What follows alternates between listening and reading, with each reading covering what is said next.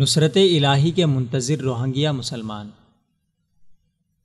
Rohingya کے مسلمان اپنے ہی ملک میں اغیار کی طرح مہاجر بن کر رہنے والے مظلومین، جنہوں نے برما میں صدیاں گزار دی لیکن آج تک ان کی شہریت تسلیم نہیں کی گئی۔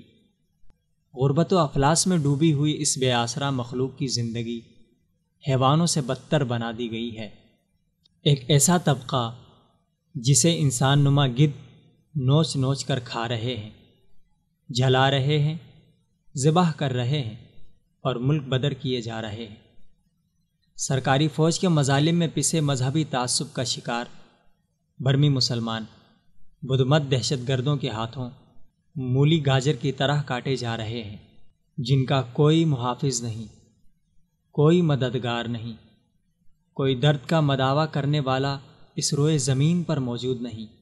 ان کے زخموں پر مرہم رکھنے والا شاید اب تک ان کے نصیب میں نہیں لکھا گیا، یا امت مسلمہ اپنے مفادات، تعیش اور زندگی کی رنگینیوں میں اس قدر مصروف ہے کہ اسے لاکھوں جانوں کے خون کی ندیاں بہہ جانے تک کی خبر نہیں۔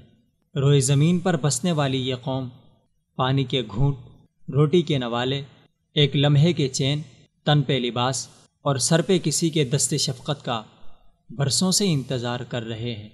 اپنے ہی ملک سے بے دخلی اور قتل عام کے بعد سمندروں میں کود جانے والوں کی لاشیں سمندری مخلوقات نگل گئیں، لیکن امت کا ضمیر بیدار نہ ہو سکا۔ اپنے پڑوسی ممالک میں رشتہ مسلمانی کا پاس رکھنے کی آس لیے نقل مکانی کرنے والے برمیوں کو جذبہ انسانی کے تحت بھی سہارا نہیں دیا گیا۔ اپنی 3 نسلوں کا خون اپنی آنکھوں سے دیکھنے والے روہنگیا مسلمان اب ایک ہی خالق و مالک کی جانب نظریں اٹھائے ہوئے ہیں۔